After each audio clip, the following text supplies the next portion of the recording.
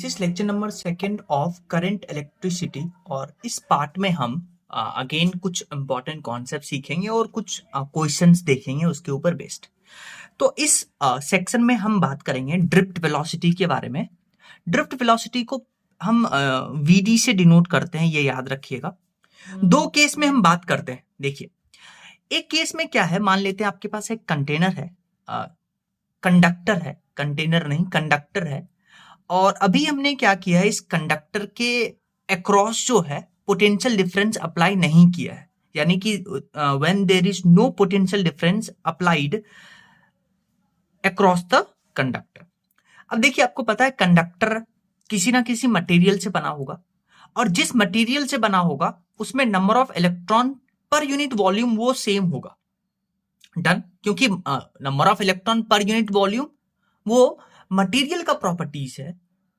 तो अगर ये कंडक्टर एक फिक्स्ड मटेरियल से बना होगा तो जो एन स्मॉल एन बुलाते हैं number of electron per unit volume वो सेम होगा, यानी कि इलेक्ट्रॉन डेंसिटी सेम होगा इस कंडक्टर में।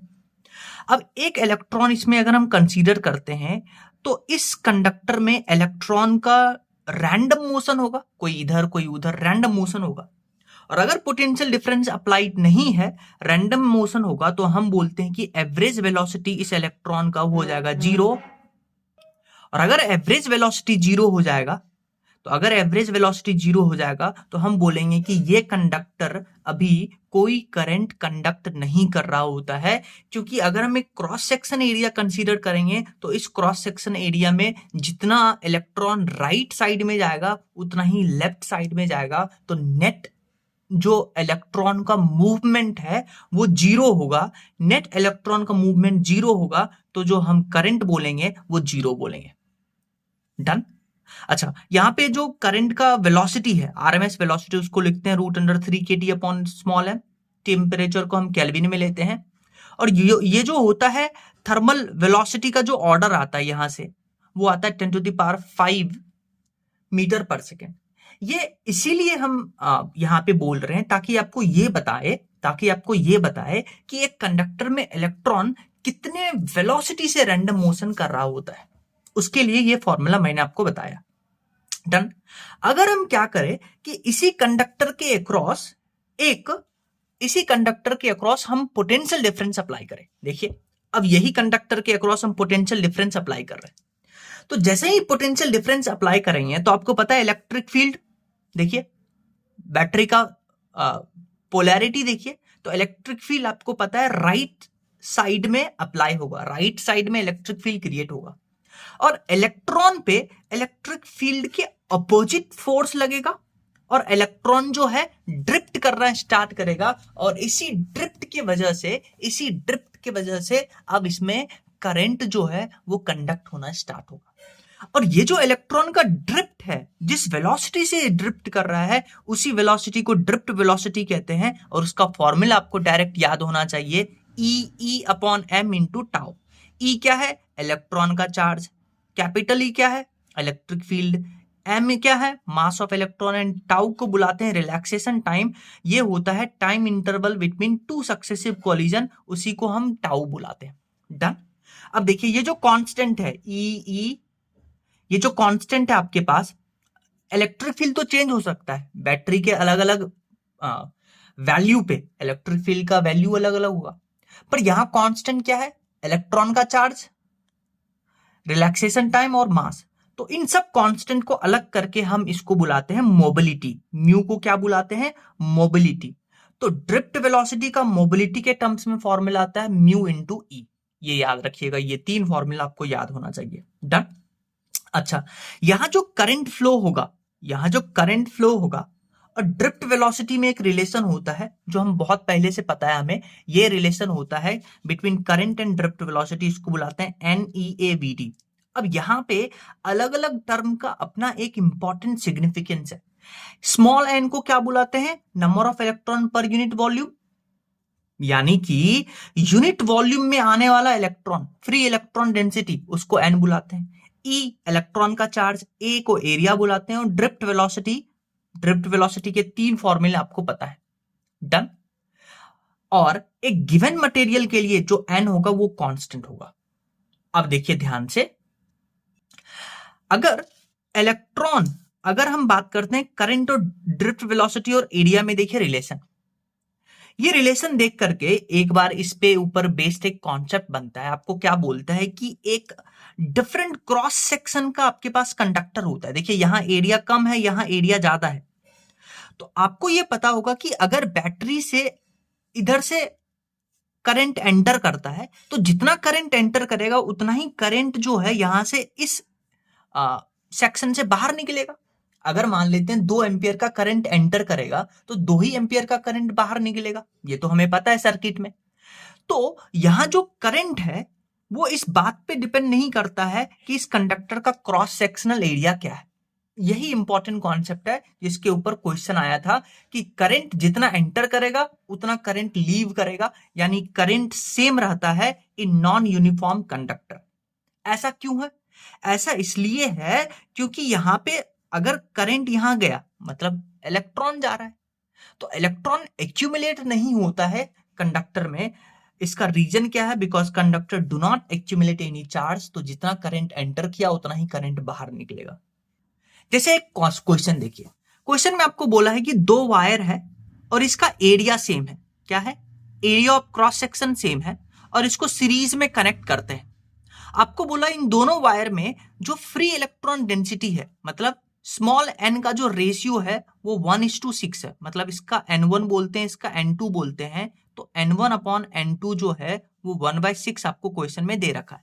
तो आपसे पूछा find ratio of drift velocity, यानी ड्रिफ्ट वेलोसिटी का रेशियो बताना है। तो आप कौन सा फॉर्मूला यूज करिएगा? I = NEAVD। अब ध्यान से देखिए, आपको क्वेश्चन में बोला है कि area of cross section same है, इलेक्ट्रॉन कांस्टेंट है। अब देखिए जितना करंट आप इसमें एंटर करवाइएगा उतना ही करंट बाहर निकलेगा क्योंकि दोनों सीरीज में है। और आपको पता है अगर सीरीज में रेजिस्टेंस होता है तो जितना करंट एंटर करता है उतना ही करंट बाहर निकलता है। तो आई भी सेम हो गया। तो क्या कौन सा क्वांटिटी वेरिएबल है?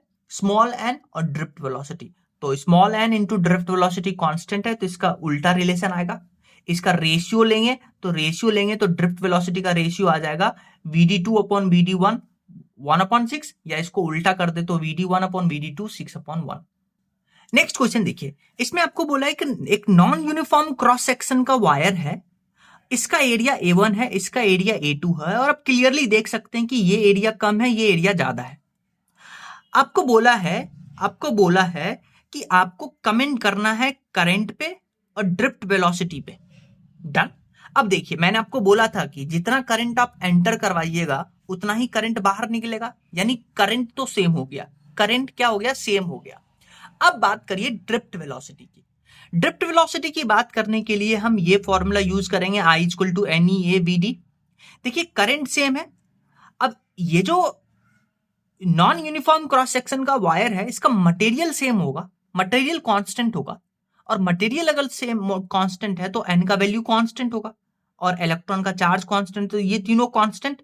तो area into drift velocity is constant, तो drift velocity is inversely proportional to area, यानी जिसका एरिया कम उसका ड्रिफ्ट वेलोसिटी ज्यादा, यानी कि drift velocity at one place first place will be greater than drift velocity at second place.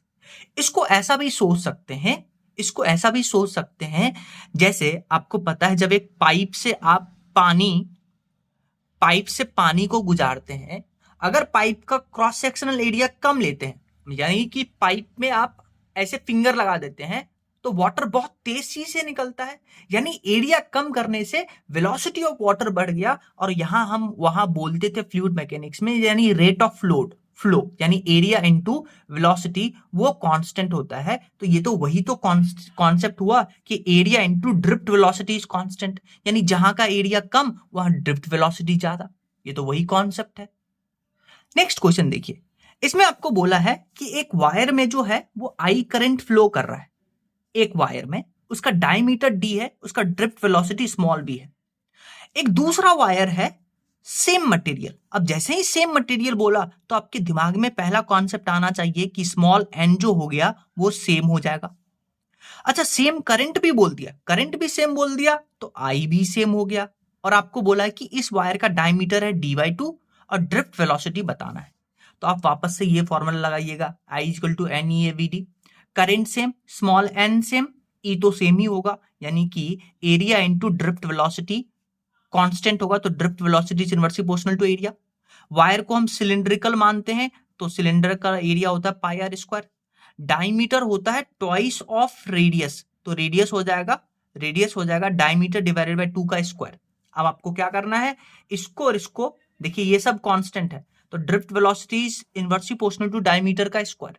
तो आपको दोनों का डायमीटर गिवन है, आप रेशियो लीजिएगा, स्क्वायर करिएगा, तो आपको ड्रिफ्ट वेलोसिटी आ जाएगा। नेक्स्ट क्वेश्चन देखिए, ये बहुत इंपॉर्टेंट कॉन्सेप्ट है क्योंकि इसमें मोल क्वेश्चन है, क्योंकि इसमें मोल कॉन्सेप्ट का हमें थोड़ा सा थ्योरी यूज करना पड़ेगा। देखिए पहले समझिए क्वेश्चन क्या कहता है। क्वेश्चन में आपको बोला है कि एक सब्सटेंस है, उसका डेंसिटी आपको गिवन है 10 टू द पावर 4 kg पर मीटर क्यूब। डन। और आपको एक क्वेश्चन में इंफॉर्मेशन गिवन है कि हर एक एटम जो है, ईच एटम वो एक इलेक्ट्रॉन कंट्रीब्यूट करता है। ये क्वेश्चन में डाटा गिवन है ऐसा। आपको बोला कि मोलर मास इस सब्सटेंस का है 100 ग्राम, तो आपको पता है अगर ऐसा यूनिट में बात करेंगे तो 100 ग्राम को आपको केजी में लिखना पड़ेगा, तो इसको 100 इंटू 10 टू पावर -3 डायरेक्टली लिख लेते हैं केजी में, क्योंकि ऐसा यूनिट में हम बात करेंगे। तो आपसे पूछा है कि इस सब्सटेंस का number of electron per unit volume यानी कि स्मॉल एन का वैल्यू बताइए। तो इसमें देखिए मोल कॉन्सेप्ट का थोड़ा सा कॉन्सेप्ट यूज होगा। डन।